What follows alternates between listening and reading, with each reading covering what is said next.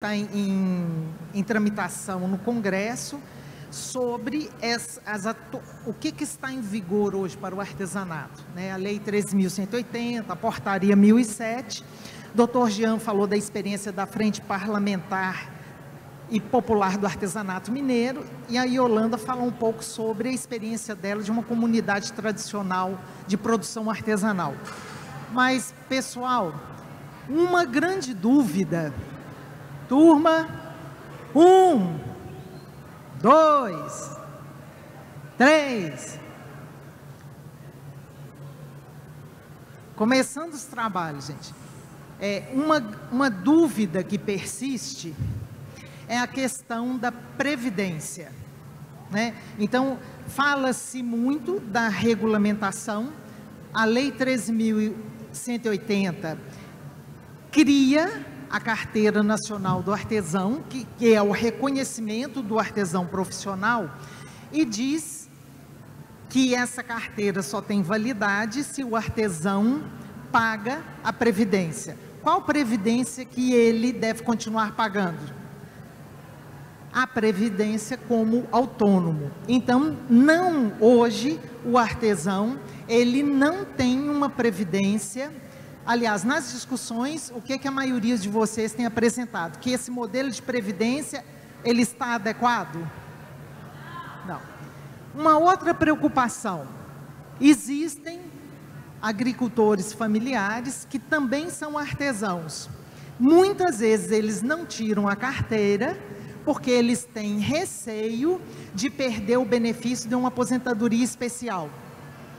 Existem muitas dúvidas que permeiam essa questão. Então, o que seria, está em tramitação no Congresso, o projeto 1919, que prevê a inclusão do artesão como um assegurado especial, nos mesmos moldes da pesca artesanal, para que ele tenha uma previdência especial.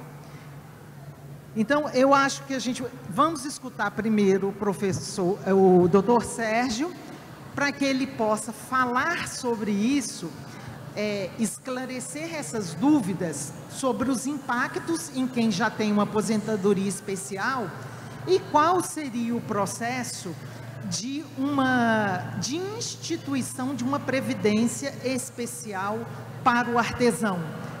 Qual que seria esse processo e como que eles podem se envolver transformar isso numa pauta de lutas e reivindicações de uma forma adequada, técnica e bem estruturada. Por favor. Boa tarde a todos. Boa tarde, deputado. Boa tarde à moderadora da tarde. Prazer, eu sou Sérgio Loureiro, sou advogado, estou na presidência, posso falar sentado aqui mesmo, mais à vontade? Estou na presidência da OAB Araguari, no meu segundo mandato, e eu gostaria de agradecer o convite que me foi feito pela Fernanda, para estar aqui participando hoje, e poder colaborar um pouco com a tarde de vocês, com o conhecimento de vocês. A grande dúvida com relação à previdência para os artesãos, ao que eu estive olhando, né, onde eles se enquadrariam com relação à contribuição, ao recolhimento e até o tempo de recolhimento para se ter uma aposentadoria no futuro. Eu trouxe só algumas considerações aqui no telão, né, como... Qual é o nome da senhora? Eu não estou conseguindo... O nome da senhora? Doroteia. Como a Doroteia mesmo disse, né, nós temos o projeto de lei 1919 de 2021, que altera, né, a lei 8.212 e a lei 8.213. Essas leis são as leis que regem a aposentadoria e o regulamento da Previdência. O projeto de autoria da deputada federal Maria do Rosário, do PT, né, do Rio Grande do Sul, inclui o trabalhador artesão como segurado especial da Previdência Social. Atualmente, o texto tramita na Câmara dos Deputados, estabelece que serão enquadrados na categoria de trabalhadores que apresentarem a Carteira Nacional de Artesão. Quando eu fui convidado, o tema era sobre a proposta de lei, né, o projeto de lei, e quais seriam as dificuldades, e de que forma isso poderia ser aprovado, né, e que trabalho que isso poderia ser feito junto ao governo federal e junto aos nossos deputados, para que esse projeto de lei viesse a ser aprovado.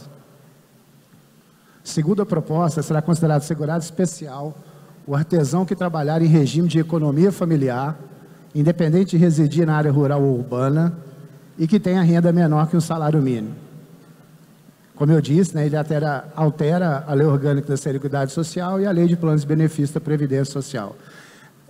O que a deputada buscou nesse projeto de lei? Tentar equiparar, né, a condição junto à Previdência, né, daquele trabalhador rural que trabalha até 4 módulos, né, no caso, para renda familiar, e tentando equiparar o artesão nesse sentido. Vocês vão ver que tem uma questão até de limite de renda, para que vocês possam estar enquadrados aí na Previdência de uma forma mais regular. Como a Doroteia disse mais cedo, hoje vocês respondem como profissionais autônomos, mas também poderiam ser enquadrados como MEI, microempreendedor individual, o que muda drasticamente o valor de recolhimento da Previdência. Se vocês continuarem recolhendo como autônomo, vocês vão recolher 11% do valor do salário mínimo, ou acima do salário mínimo, alguma coisa nesse sentido. Quem conseguir se enquadrar, enquanto esse projeto de lei não é sancionado, não se torna lei e não é sancionado, vocês podem buscar um meio, né, de estar viabilizando se enquadrar como um microempreendedor individual, porque aí passam a recolher apenas 5%, né, do valor do salário mínimo e 1% referente à ISS. São R$ 72,00, eu acho que seria isso hoje. E vocês estariam enquadrados aí e assegurados pela Previdência.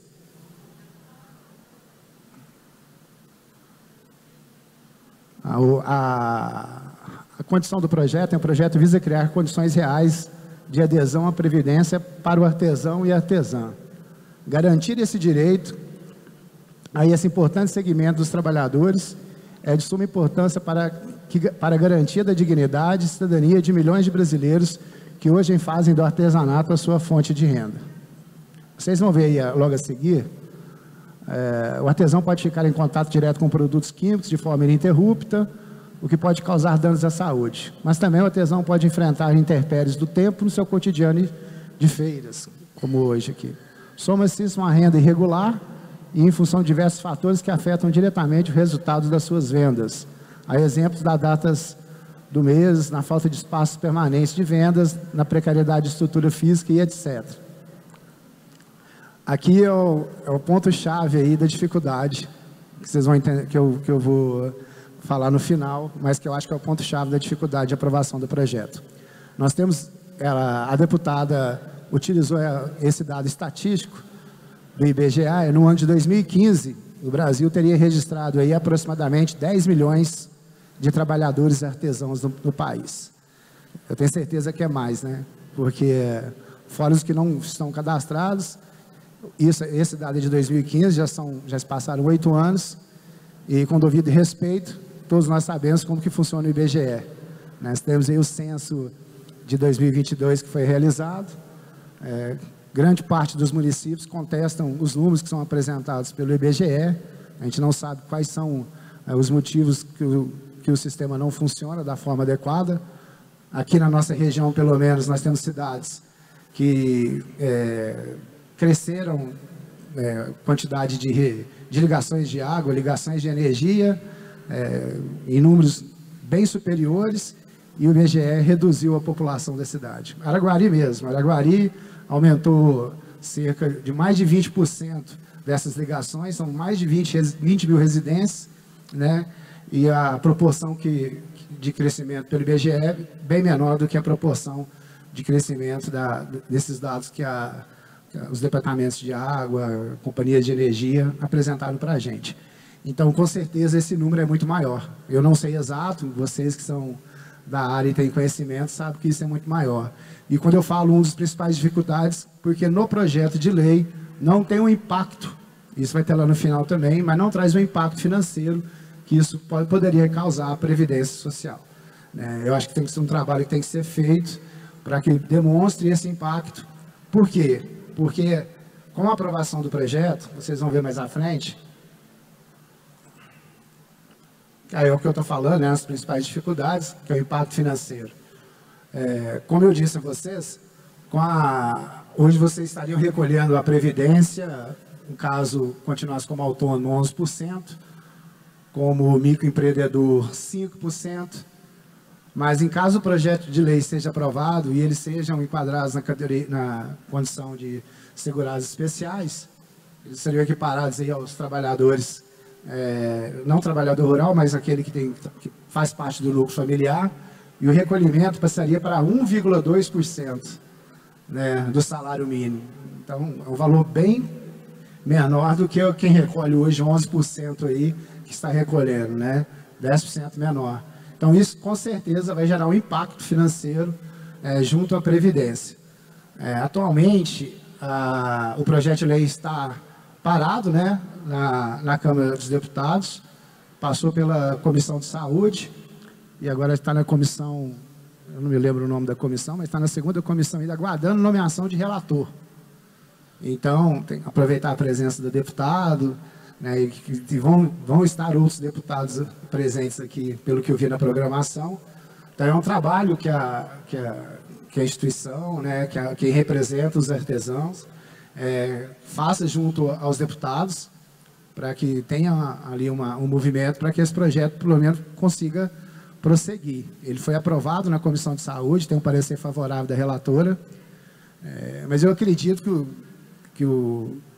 aproveitar a presença do deputado, que isso tem que ser aprimorado antes que ele vá para a Comissão de Constituição e Justiça, principalmente com relação ao impacto financeiro. Sem o impacto financeiro, tem uma grande chance desse projeto chegar na Comissão de Constituição e Justiça e não ter parecer favorável. Então, de repente, dá uma aprimorada na condição do projeto, há tempo ainda para isso, mas é um trabalho que tem que ser feito conjunto entre todos vocês, junto aos parlamentares, junto aos deputados. Aproveitar que o projeto apresentado é de uma deputada de base do governo federal, do PT, então aproveitar esses deputados que são engajados na causa para que possa dar continuidade e dar andamento nesse projeto de lei. Obrigada, doutor Sérgio.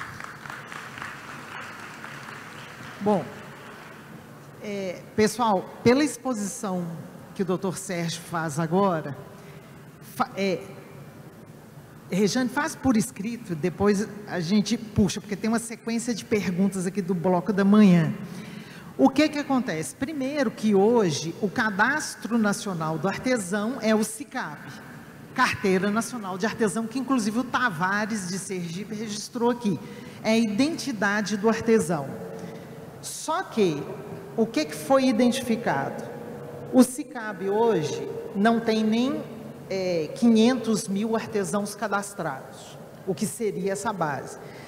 Existe um cadastro no MEI, onde os artesãos têm ele tem uma outra nomenclatura que não casa com a base conceitual. E, por sua vez, o IBGE não conversa nem com o SICAB e nem conversa com a RAIS, que é outra base de dados federal que gera os dados para a Previdência.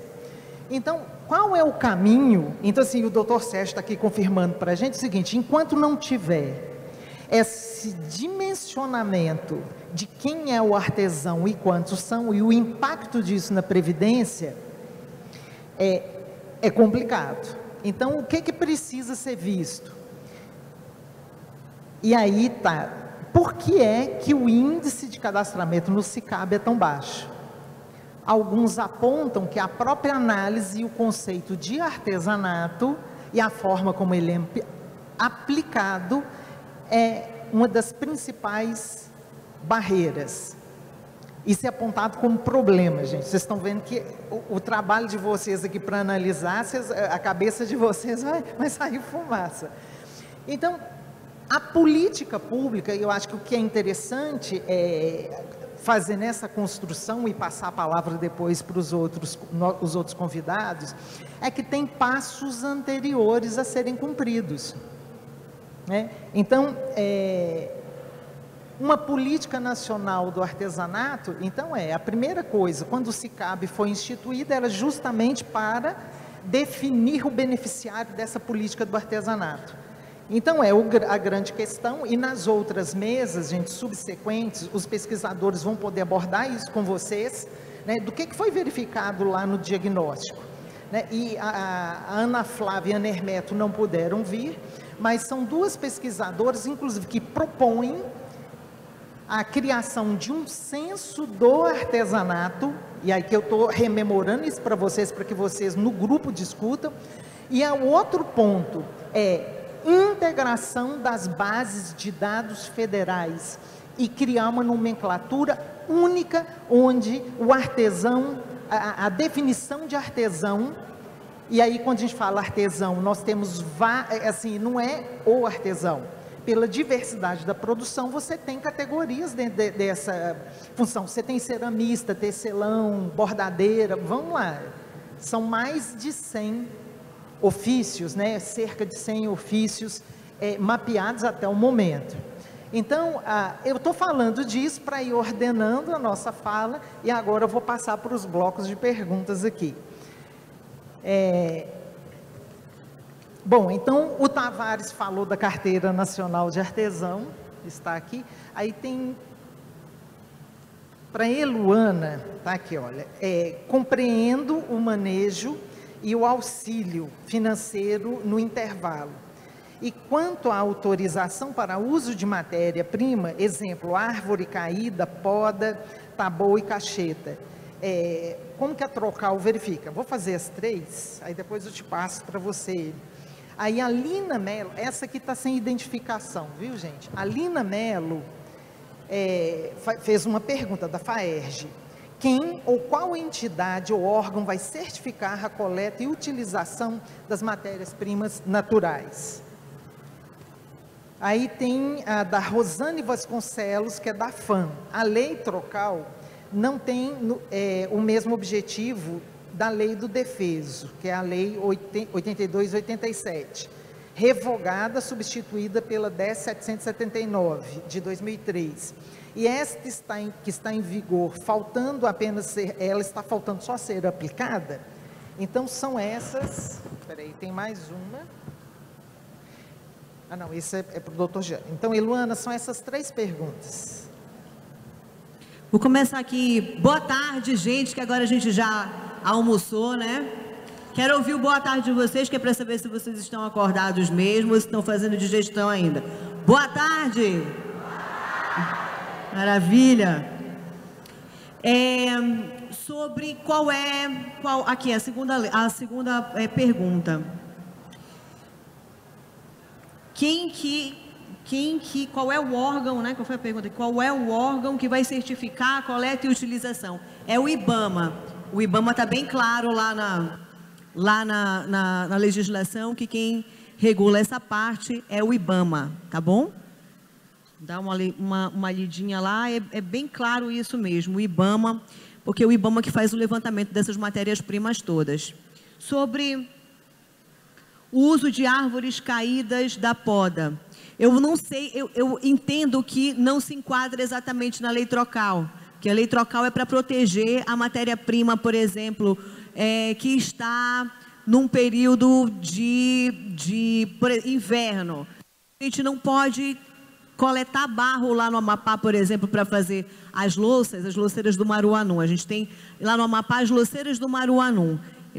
Elas trazem um conhecimento ancestral de como produzir louças numa região onde tem barro para isso. Para coletar esse barro, existe uma série de regras, né? Mas a regra que se enquadra aqui na lei Trocal, que eu gostaria de ressaltar, é que durante o inverno não é possível coletar o barro. E aí, durante esse período do inverno, as loceiras do Maruanum estariam recebendo aí o auxílio, né? Então, por exemplo, a gente também tem lá o Cipó Titica. O Cipó Titica tem um período também que o IBAMA impede que ele seja coletado. A gente já teve problema, por exemplo, de artesão ter a possibilidade de ser preso, né? Quando, na verdade, quem extraía extensivamente o Cipó Titica nem eram os artesãos locais, eram pessoas que estavam, na verdade, fazendo a exportação do produto para cá, para o centro-sul do país, para São Paulo, para produzir em larga escala móveis, né? E aí o IBAMA vem para dizer, olha, não pode coletar dessa maneira o Cipó Titica. Então, assim, são essas matérias-primas. Eu trago esses exemplos, que são exemplos da minha região, mas provavelmente vocês têm outros vários exemplos para trazer. E a última pergunta, aqui é de certificar, essa daqui... Essa lei, se ela já está em vigor, faltando apenas ser aplicada. Essa lei, ela está em tramitação. Ela foi apresentada, a lei Trocal, ela foi apresentada em 2015. No final da legislatura do senador Randolfo, ela foi arquivada. E esse ano, durante o Congresso Estadual dos Artesãos do Amapá, na hora que foi perguntado para o senador Randolfo se ele poderia reapresentar a lei, ele disse, inclusive, já até reapresentei, agora a gente só precisa, na verdade, coletar as sugestões de vocês e a gente fazer aí um apanhado bastante forte para que na regulamentação saia tudo bonitinho. Eu queria, antes de passar o microfone, ter um combinado aqui com vocês. Aí é um combinado que eu já trago assim da minha experiência como ativista cultural, que é a gente fazer o advocacy quando chegar em casa. O que é? Quando a gente voltar para os nossos estados, falem, comentem, procurem os parlamentares dos seus estados para falar sobre as legislações que estão aqui sendo discutidas. Porque quando chegar a época da tramitação em todas essas comissões que a gente está falando aqui, os parlamentares de vocês vão saber qual é a posição que vocês têm. E também vão poder colocar isso daí dentro das prioridades de atuação. Então, queria fazer esse combinado com vocês, de que quando vocês retornarem para a casa de vocês, vocês entrem em contato, sim, com os parlamentares, mandem um e-mail ou um WhatsApp, ou mesmo marquem uma reunião para conversar aí, para dizer, olha, tem uma lei aqui tramitando, essa lei está lá na Comissão de Assuntos Sociais do Senado, chama-se Lei Trocal, vai atender a gente e eu preciso que ela seja aprovada. Tá bom, gente? Obrigada. Obrigada, Eluana. Gente, eu vou tentar usar melhor o microfone, eu sou um desastre, mas aqui, fala. Bom, até falando sobre os projetos de lei, gente, vocês estão vendo duas questões aqui. O projeto Trocal é uma interface ambiental e provavelmente a gestão e a regulamentação dessa lei vai ser Ministério do Meio Ambiente, não é isso, Eluana? Previdência, somente uma pasta pode regulamentar e implementar, que é o Ministério da Previdência. Vocês estão vendo que não adianta criar uma lei, porque pela estrutura governamental brasileira, são questões que atingem vocês, mas que a gestão é feita por pastas específicas.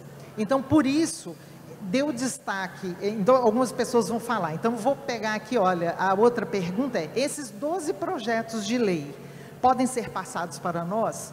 Então o Lei Trocal e o 1919 fazem parte desses 12 e já foi feito o levantamento, eu não sei, eu já fiz esse levantamento, tem uma planilha que depois viu o Ravi, o pessoal da Federação, da Conarte, Cleide, esse arquivo pode ser disponibilizado para vocês, para ver inclusive os outros projetos de lei que são específicos, por exemplo, que seriam específicos de uma gestão do artesanato em si, que são os demais, tá certo?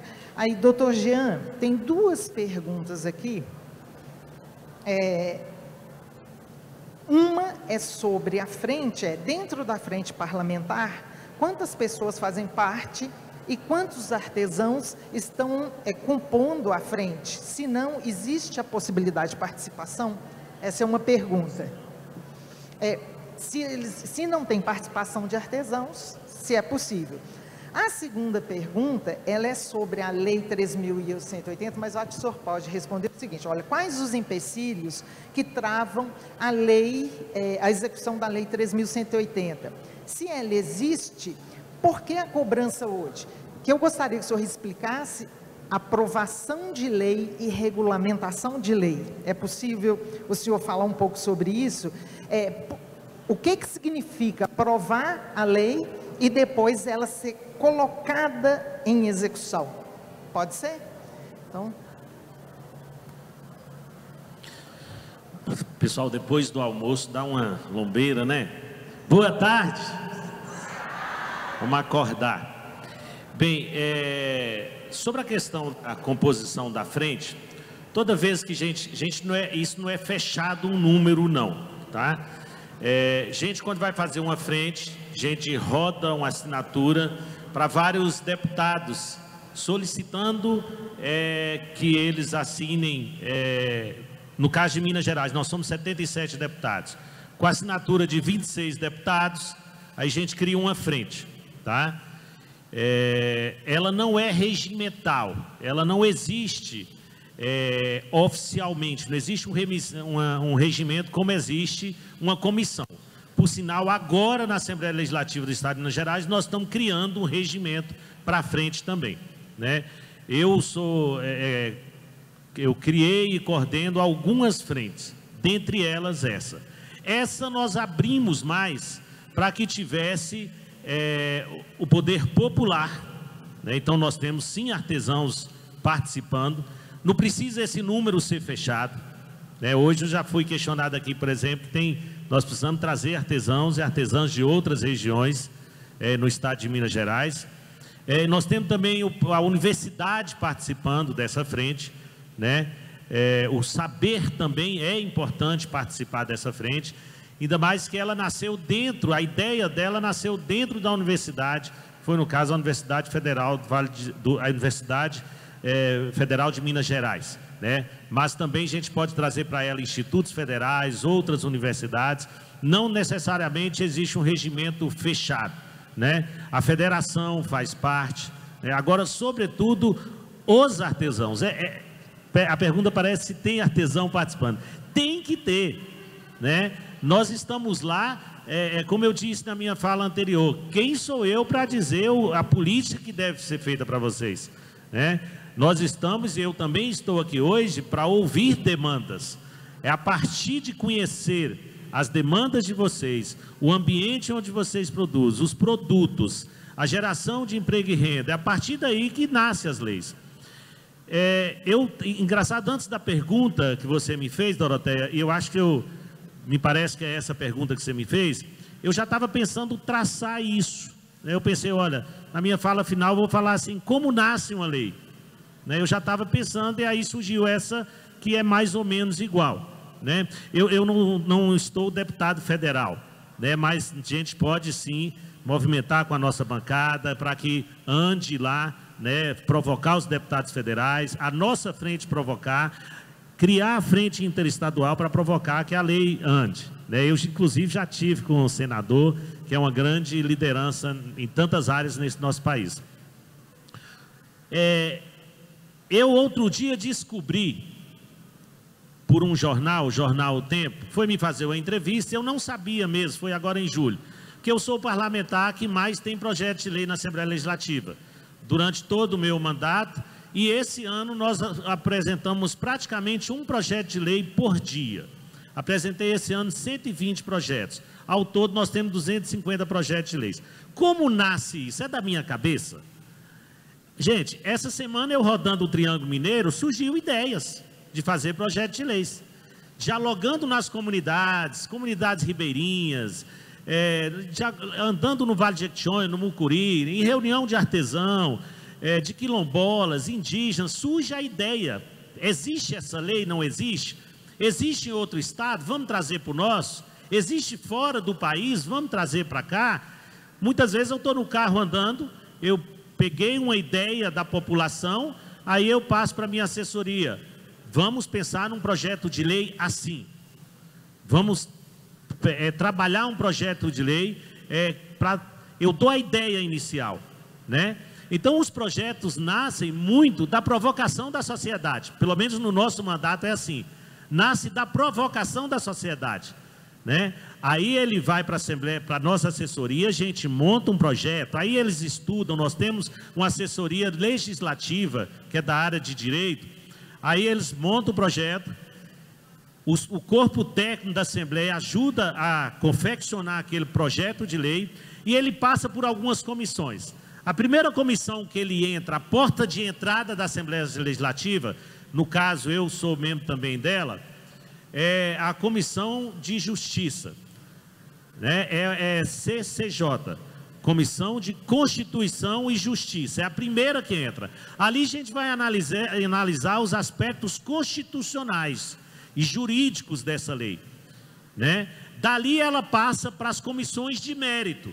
Por exemplo, se é uma lei que trata sobre o artesanato, ela passa pela Comissão de Desenvolvimento, ela passa pela comissão, pode passar pela Comissão Popular, passa pela Comissão de Cultura, que são as comissões de mérito, que podem agregar uma emenda ou não. Ela vai em votação no primeiro turno e depois volta para a comissão de mérito e torna a voltar em segundo turno. Daí vai para o governo do estado para ele sancionar aquela lei. Aí ele vai sancionar aquela lei. Se demorar um X tempo ele não fizer, ela volta para a Assembleia e o presidente da Assembleia pode fazer. Agora, leis existem muitas. Leis existem muitas, né? Tem países que existem pouquíssimas leis e funciona melhor às vezes. Para que fazer tanta lei então se não coloca ela para funcionar? E aí vem a pressão da sociedade. Aí que vem a pressão de vocês, né?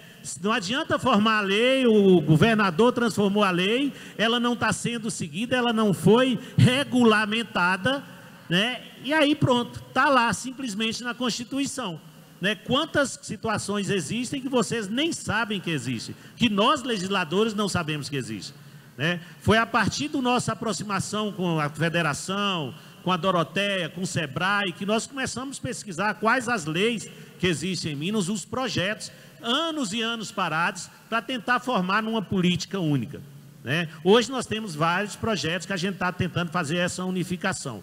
Então, é assim, não sei se respondi, é assim, para acordar depois do almoço, se não há provocação da sociedade, e não adianta uma pessoa fazer sozinho, a lei não funciona.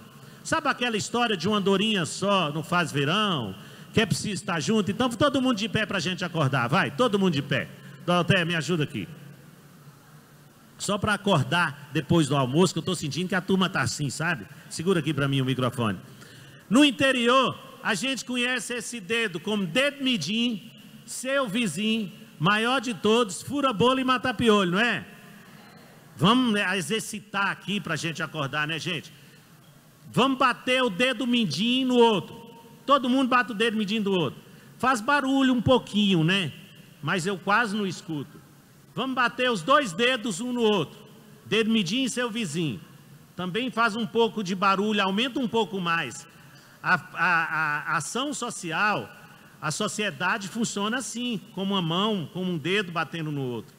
O outro dedo, maior de todos, bate, faz um barulho, mas ainda muito pouco. Fura bolo.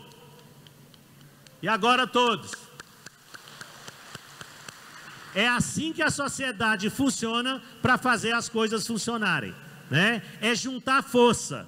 Quando a gente junta força, nós somos ouvidos, tá bom? Um abraço. Bom, pessoal, então, naquela pergunta, por que é que não foi regulamentado ainda? E a outra questão principal, tem orçamento? Para colocar em prática, tem que pagar a conta. Foi previsto? Isso foi analisado? Isso, então, aprovar um projeto de lei sem orçamento, a maior probabilidade, qual que é?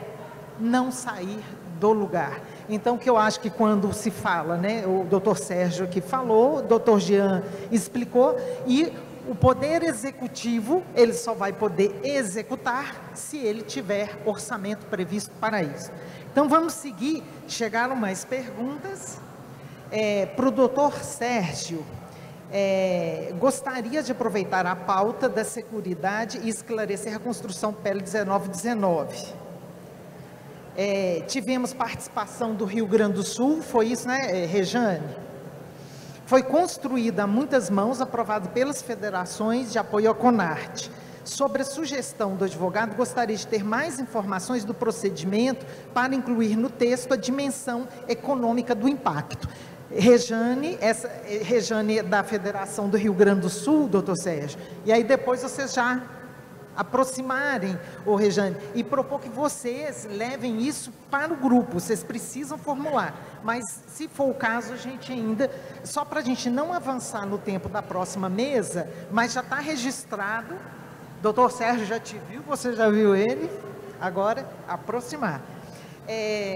Uma outra, então essa aqui para o doutor Sérgio, para o senhor ainda, Angelita, cidades históricas, ela é da Federação das Cidades Históricas. Saí servidora municipal, sou servidora municipal e temos previdência própria, o IPREV.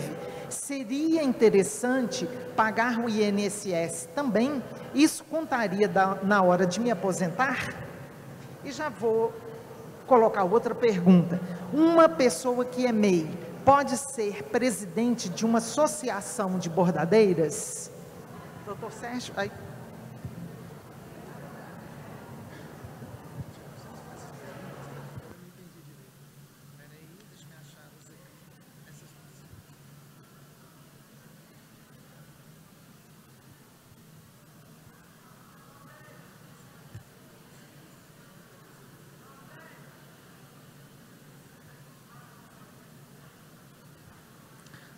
Tem a pergunta da Angelita aqui, falando que é servidora municipal e tem a previdência própria.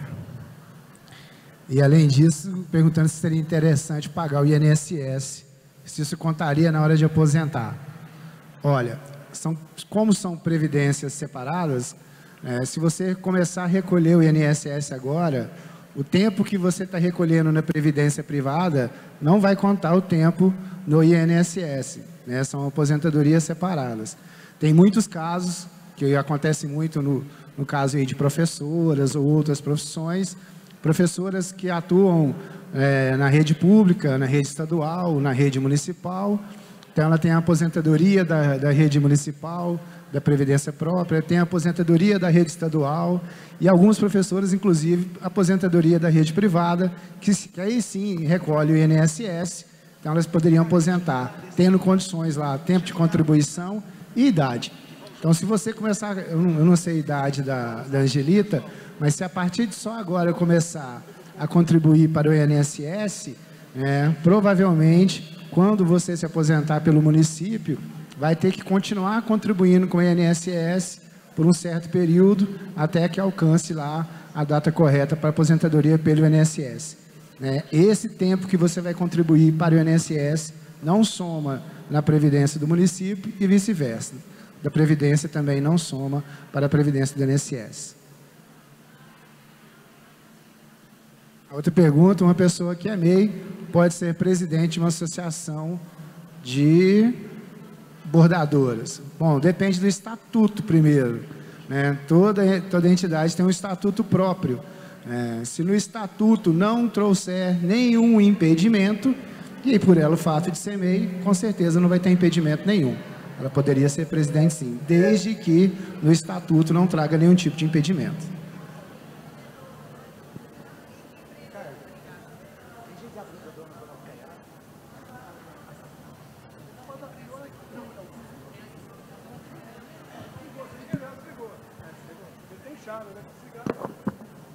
Bom, pessoal, tem algumas perguntas aqui. O que a gente vai fazer? Logo depois que a gente responder os blocos, nós vamos abrir a inscrição para 3 pessoas, tá bem, gente? Então, tem pessoas que estão querendo falar, então, 3 inscrições apenas, e eu peço só que nunca excedam, gente, os 3 minutos, tá bem? Então, tem uma questão da Mércia, que eu acho que o seu registro, ela é uma proposta para ser dirigida ao grupo. A Mércia de João Pinheiro, Minas, formalização de um sistema único. Oi? É Mírcia, perdão, Mírcia. Formalização de um sistema único de artesanato.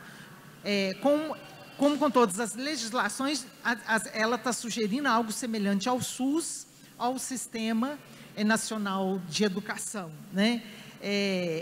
Que tem o Fundeb, tem com políticas públicas, que ela é sistêmica. Governo federal, governo estadual e as administrações municipais, e cada um com uma obrigação e um papel definido com clareza e com repasse de recursos. Criando uma verticalização. Então, na realidade, seria essa estrutura, né, sistêmica para gestão, né, de uma política nacional do artesanato. Universalizando o atendimento. Então, Mírcia, é uma proposta que eu acho que esse vai para o grupo de políticas públicas. É uma proposta que surge aqui. Agora, a questão é como analisar, né, e a viabilidade disso. Nós vamos abrir 3 inscrições. Vamos. Sim. E aí, eu vou pedir, pessoal, o apoio do auditório, vocês fazendo o registro de 3 pessoas para fala. Bom, a Eucilene colocou: se temos conhecimento dos problemas que afetam os artesãos, como pobreza, etc., não estamos condenando os artesãos, atrasando ou dificultando a ação de leis que os beneficiam? Essa daqui está respondida pelo Dr. Jean. Então, a questão não adianta só aprovar a lei, é como essa lei entra em vigor e o Poder Executivo começa a implementar a lei, tá certo? Então, aí tem que buscar e ter que ter clareza da fonte de recurso. Como fazer que o artesão acesse recursos públicos destinados às feiras do artesanato? Esse daqui é do Valtinho. Valtinho, eu vou propor que esse assunto seja remetido à mesa de comercialização, porque é uma questão bem específica, que tem a ver com política pública, mas que eu acho que entraria numa discussão, eu acho que bem mais apropriada e mais aprofundada, tá certo? Então, a pergunta do Valtinho eu já vou deixar selecionada para a mesa de comercialização.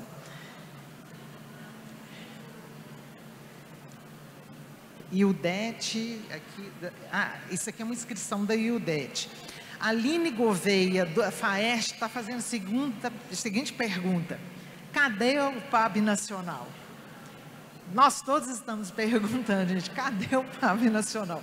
Eu estou falando então de brincadeira, gente, mas anunciar com muita tristeza para quem ainda não sabe, que foi nessa semana, na segunda-feira, gente, toda a equipe do PAB foi exonerada pelo novo ministro.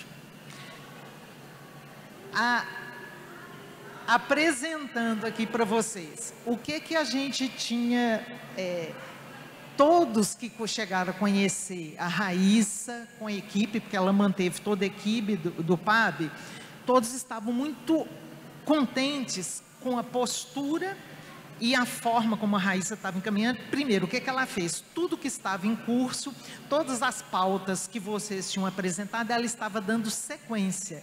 Então, já tinha feito a oficina em Brasília, para começar o planejamento estratégico para a construção participativa da política pública. Alguns de vocês estiveram lá, Rejane estava, pela Conarte, e todo mundo recebeu essa notícia com extremo pesar. Aí eu estou aqui falando, Eu não sei se todos concordam, mas pelo menos de todas as pessoas que nós conversamos. Então, é um problema que o setor artesanal e a categoria enfrenta hoje. Foi criado um novo ministério e o novo ministro simplesmente exonerou. Se vai ser reconduzido ou não, a gente não sabe. Mas aí está uma bandeira de luta para vocês. Então, respondida essa, aposentados por invalidez, pode perder a aposentadoria se fizer a carteira do SICAB? Doutor Sérgio, eu vou já passar, eu já vou finalizar aqui, ó. Por que nossa carteira de artesão só vale com RG? Pode acrescentar o número do SICAB na nova identidade? Isso aqui, gente, é uma pergunta que seria dirigida ao PAB. Eu acho que ninguém aqui tem autoridade para responder, mas isso a gente pode encaminhar, tá, Ravi? Bom, e aí o seguinte, então a Eluana também tem uma última pergunta aqui, é uma colocação, que é da Fátima Lima, lá do Amapá, que falou sobre o cipó titica. Eu não vou ler porque é uma pergunta, né? Então, eu vou passar a palavra para o doutor Sérgio para falar sobre o aposentado por invalidez, se ele perde o direito de aposentadoria, se ele faz a carteira do SICAB. Bom, pessoal, o aposentado por invalidez, ele fica proibido de exercer qualquer tipo de profissão. Devidamente comprovada, se ficar demonstrado que ele está exercendo algum tipo de profissão remunerada, né, com certeza ele tem um sério risco de perder a aposentadoria por invalidez. É diferente do aposentado por tempo de serviço, que pode continuar trabalhando, né, e exercendo a sua atividade. A por invalidez não, viu, gente? É totalmente proibido de exercer aquela profissão. Algumas aposentadorias também, que não é o caso de vocês, mas algumas aposentadorias por insalubridade, periculosidade, quando ele aposenta naquela profissão insalubre, que alguns aposentam aí com 15 anos só de profissão, também não pode continuar exercendo nenhum tipo de atividade. Agora, por invalidez, nenhum tipo de atividade remunerada. Pessoal, nós já avançamos no tempo, eu só vou passar para a Eluana responder a questão da Fátima e depois nós vamos abrir as 3 falas, tá bem? E agora eu acho que nós podemos encerrar as perguntas. Acho que tem mais uma? Ou as inscrições? Só as 3 falas, ok. Fátima, o projeto de lei Trocal, ele vem justamente para atender a sua demanda, viu? Ela diz aqui que para comprar o cipó titica é necessário ter licença do IBAMA e para trabalhar com isso a gente precisa de ter, porque o cipó titica tem um tempo para ser colhido na época certa. Então, assim, são casos como esse que a lei Trocal vem atender, tá? Então, dona Fátima Lima, a lei Trocal responde exatamente a sua demanda. Quando o cipó titica não puder ser colhido, né, quando a gente não tiver ali a possibilidade de trabalhar com esse material, então a gente vai estar ali recebendo benefício no valor de um salário mínimo, até que a gente novamente possa coletar o material e trabalhar a matéria-prima no artesanato. Obrigada, Eluana. Pessoal, tem 3 pessoas inscritas e o DET, você quando encaminhou o papelzinho era inscrição? Sim. Então, gente, como a gente distraiu um pouco, eu peguei o papel, nós vamos ter 4 falas, tá certo? Pode começar, por favor. Cadê a dona Regiane? A Regiane não está aqui agora, não?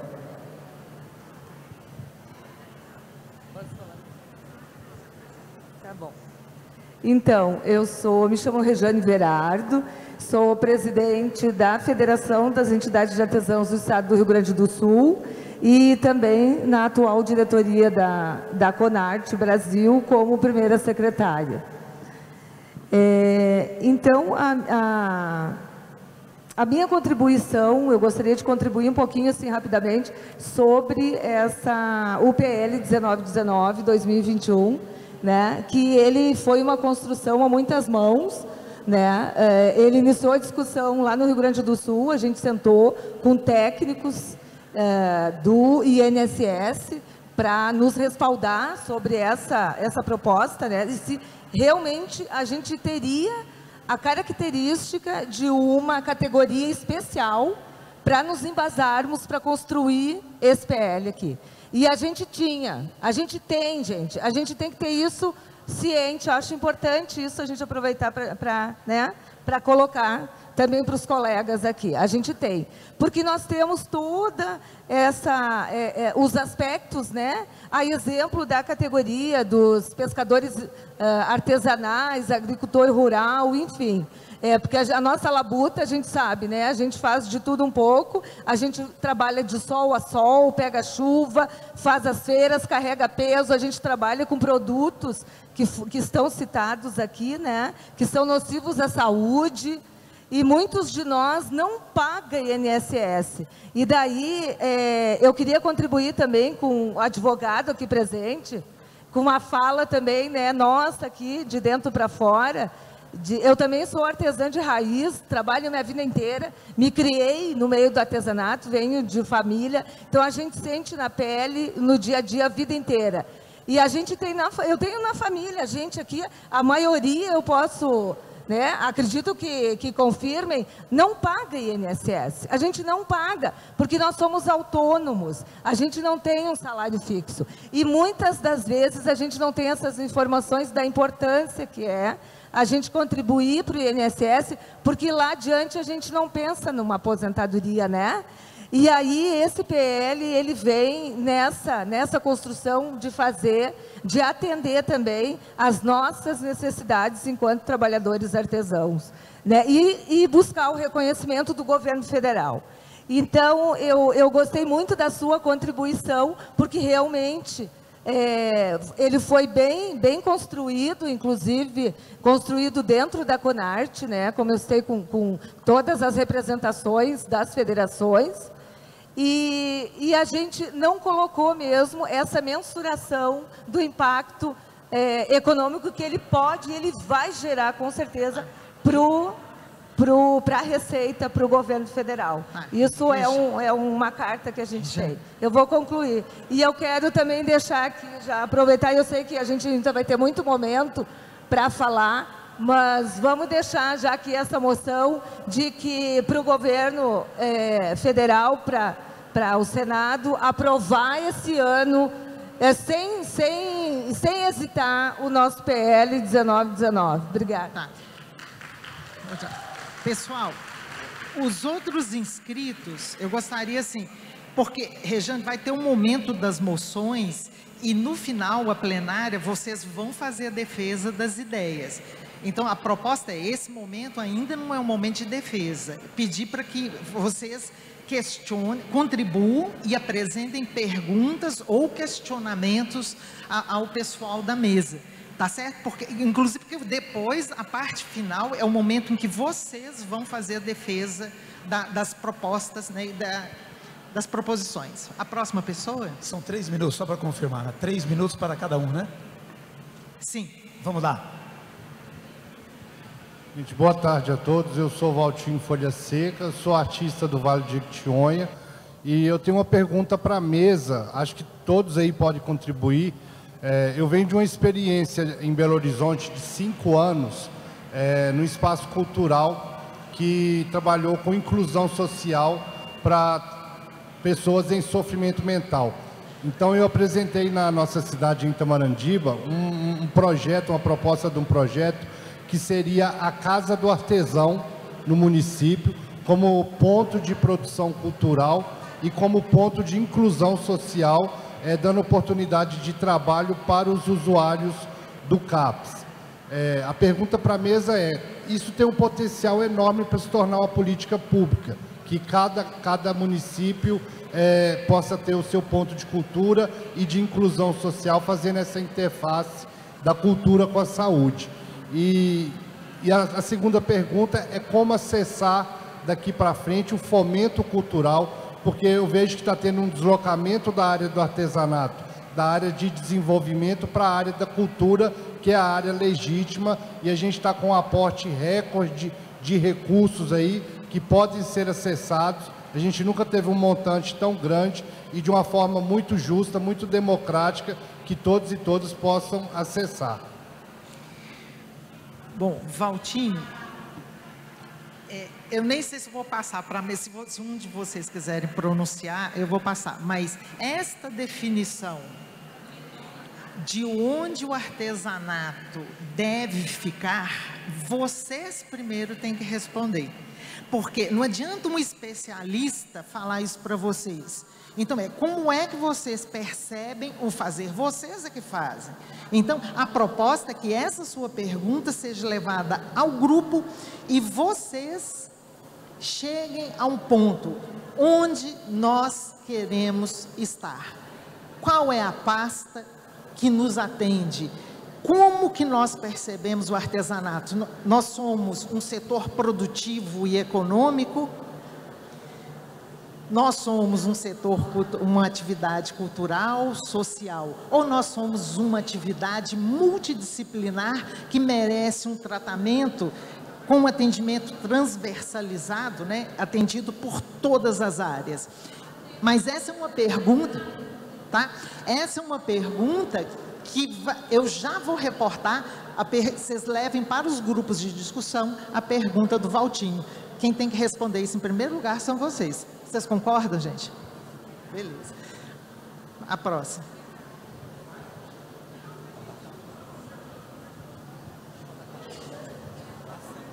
Boa tarde a todos. Eu sou Zenilda, do Distrito Estela Câmara de Boá, município de Jaguaquara. A minha pergunta é para o doutor Sérgio. Eu tenho pessoas lá, eu sou secretária de uma associação. E eu tenho pessoas que ele é artesão, mas também é lavrador. E na hora de fazer a carteira, a gente teme ele não poder conseguir aposentar como lavrador. E aí eu gostaria de saber se tem algum impedimento. Não, não teria impedimento nenhum, não.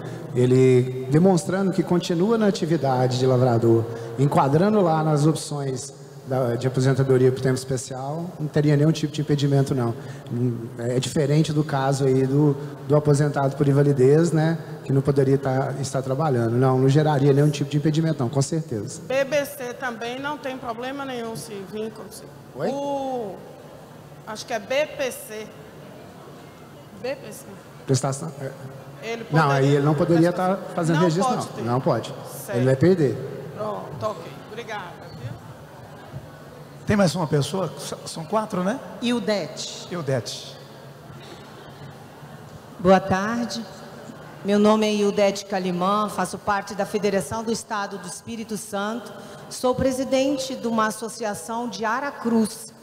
E eu tenho algumas perguntinhas e eu gostaria de fazê-las para depois vocês responderem. Pode ser? Por favor. A minha pergunta é o seguinte. Eu ouvi falar das leis que vão surgindo, as PLs que vão surgindo. Mas a minha pergunta é assim, aos parlamentares, a todos que representam o nosso governo. Será que não está na hora da gente fortalecer essa classe e focar as nossas energias na Lei 13.180, porque a partir daí é que todas as outras vão acontecer, no meu entender. Eu não sou expert em nada, tá? Essa é a minha primeira pergunta para vocês. A segunda, Doroteia, é que você falou sobre a carteira do SICAB, do PAB e do BGE, só que foi muito rápido o que você falou, mas eu achei isso de extrema importância, que a gente saiba mesmo como que está isso, tá? Que aí a gente se sente um pouco assim, meu Deus, isso existe, isso não existe, né? E aí, eu quero dizer, eu gostaria muito agora de falar com vocês o seguinte: hoje aqui, vocês são a mesa que nos representam. Vocês estão dentro do Congresso e vocês trazem o governo para nós, não é isso? Que a gente ouve o que vocês estão falando. Então hoje eu gostaria muito de pedir a vocês que lutassem sim pelos nossos direitos, porque eu tenho plena convicção que todos que estão aqui ouvindo vocês, colocam fé no trabalho de vocês e têm o mesmo apelo que vocês se empoderem a ponto de tomar as decisões que tange a nossa categoria, não é isso? Então hoje nós queremos convocar esta mesa para nos defender, para ir diante de nós.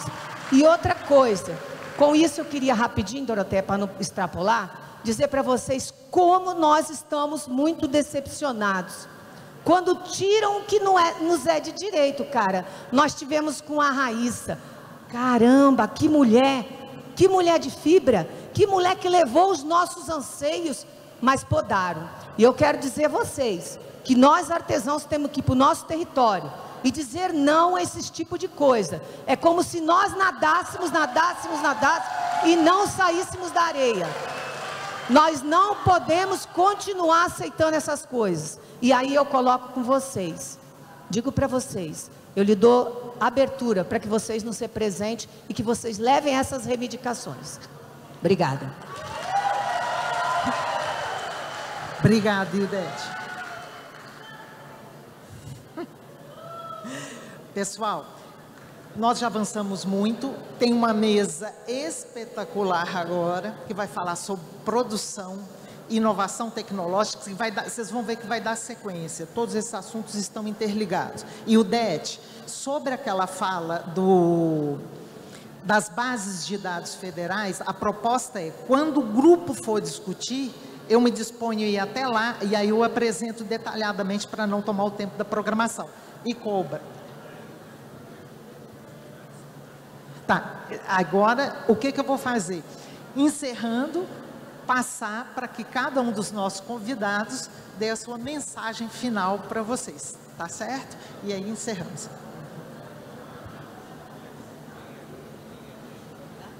Oi. Respondeu. Pode? Pode. Eluana.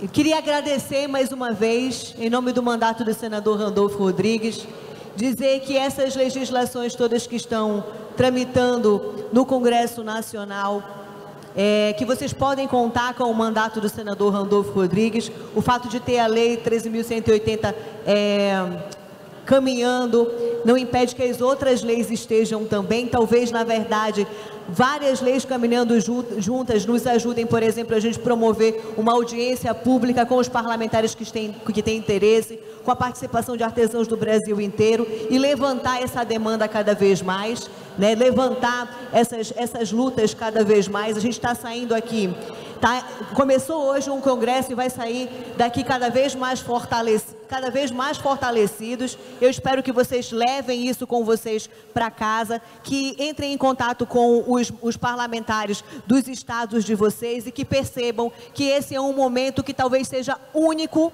e é um momento histórico que está acontecendo aqui em Minas Gerais, em Araguari. É um momento histórico esse desse congresso, porque a gente está vivendo realmente um panorama em que o Brasil está na centralidade de interesse do planeta e os artesãos trazem aqui uma aprendizagem, uma lição para toda a humanidade, que é do seu relacionamento com o meio ambiente. Vocês sabem muito melhor sobre isso do que o planeta inteiro, vocês podem falar sobre isso, estar empoderados sobre essas falas, vai ajudar muito, muito mesmo, que os processos de mobilização que vocês vão fazer nos estados de vocês ocorram e que isso possa chegar no centro político do país, que é em Brasília, com a ocupação cada vez mais forte, mais vigorosa do artesanato brasileiro, tanto como setor produtivo, como setor econômico, como parte da cultura, como patrimônio cultural daqui do Brasil e também como parte importantíssima para a preservação do meio ambiente.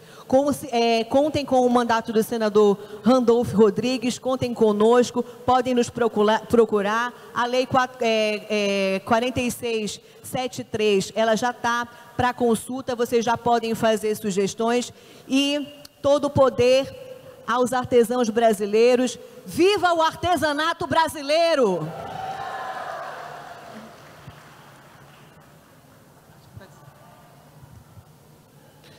Bem, infelizmente eu não posso ficar até domingo, como eu disse, eu adoraria ficar até domingo, mas não posso, que amanhã eu tenho que estar no Mucuri Arte, lá no Vale do Mucuri.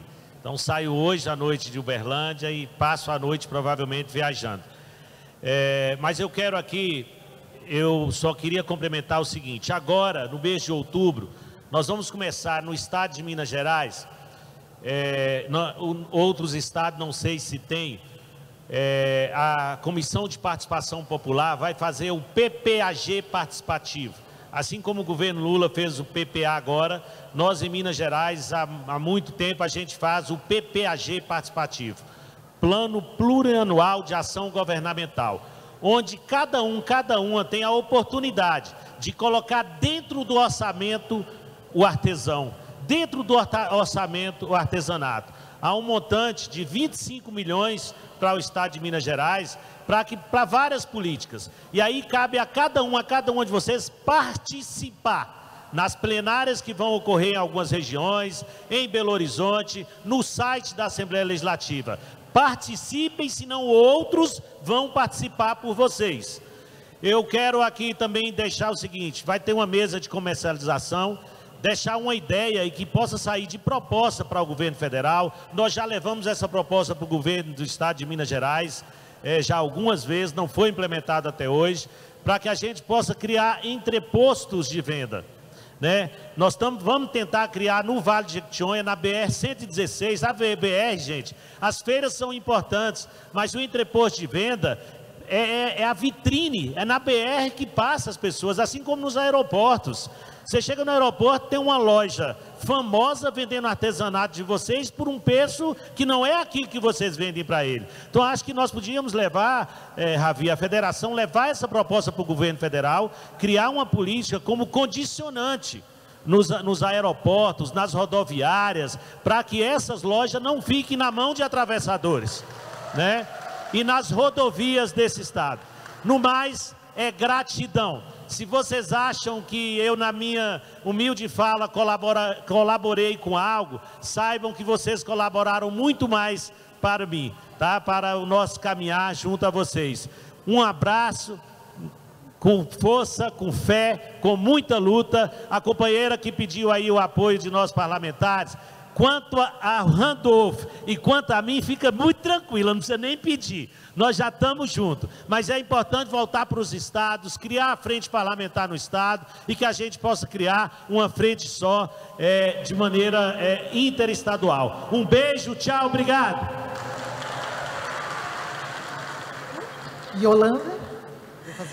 Bom, eu quero agradecer a todos vocês que vieram, né, no nosso 9º Congresso. A FAM está de portas abertas para ajudar os artesãos de Minas Gerais, e não só de Minas, como os outros estados, né, e vamos lutar para que todas essas políticas públicas sejam, de fato, reconhecidas e implantadas em Minas Gerais e no Brasil. E no mais, vamos seguir com o Congresso até no domingo, e parabéns para nós e muito obrigada.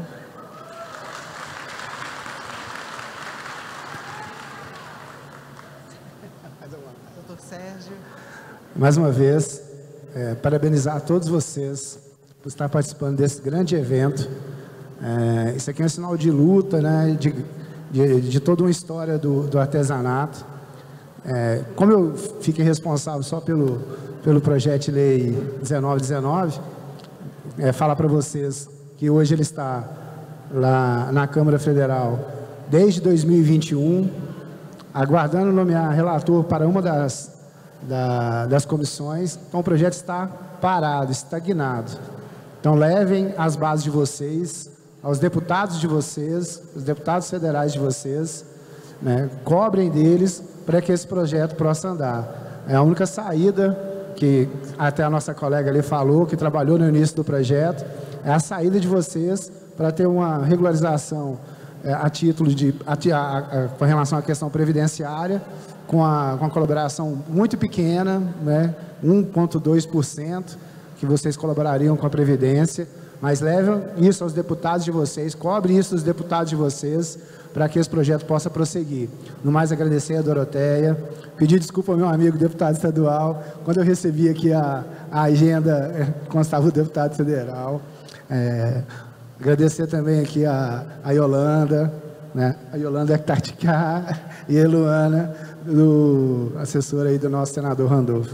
E mais uma vez, agradecer a Fernanda, da FAEC ali, o pessoal da Fundação, parabenizar o Diogo e toda a equipe da FAEC, que está fazendo um excelente trabalho no município de Araguari. Obrigado, boa tarde. Obrigado, doutor Sérgio.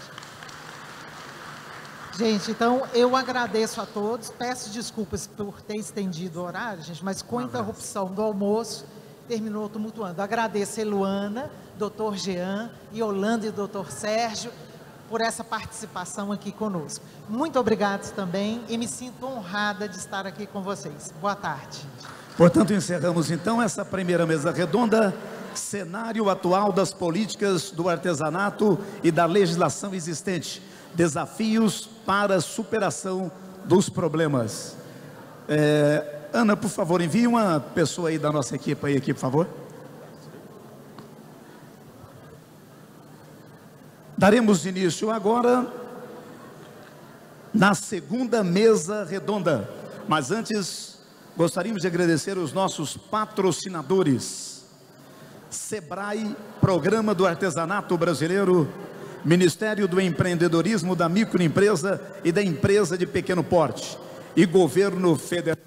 Apoio dos deputados Leonardo Monteiro, Gian Freire, Zé Vitor, Cristiano Silveira. Realização da Federação do Artesão Mineiro em parceria com a Confederação Brasileira dos Artesãos, Conarte Brasil. Apoio institucional Prefeitura de Araguari, conectada com você e com o Brasil. E